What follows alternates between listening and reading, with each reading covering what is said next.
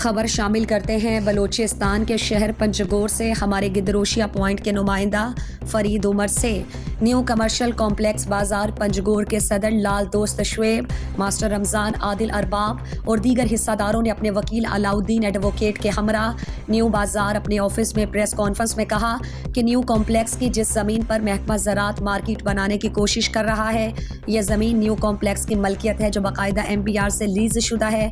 اس پر عدالتی آرڈر بھی ہے۔ انہوں نے کہا کہ نیو کمپلیکس بازار میں لیز شدہ 1370 دکانوں کو 30 سال تک ویلڈ قرار دیا گیا اور باقی 2500 کے قریب دکانوں کو میونسپل کارپوریشن کے ساتھ بیٹھ کر ٹیکسز کی ادائیگی کے بعد مالکان کو سپردگی دینا ہے۔ انہوں نے کہا کہ بازار کی بنیاد 1984 کو اوورسیز نے رکھی تھی جو 83 ایکڑ پر مشتمل ہے۔ انہوں نے کہا کہ ہم پنجگور کے عوام الناس سے اپیل کرتے ہیں کہ وہ نیو کمپلیکس کے بازار میں دکانوں کی خرید و فروخت سے گریز کریں اور یہ جگہ نیو کمپلیکس کی ہے۔ ہم کسی صورت میں اپنے اراضیات سے دستبردار نہیں ہوں گے۔ جو لوگ یہاں دکان خرید رہے ہیں وہ اپنے پیسے ضائع مت کریں اور بعد میں نقصانات کے ذمہ دار وہ خود ہوں گے۔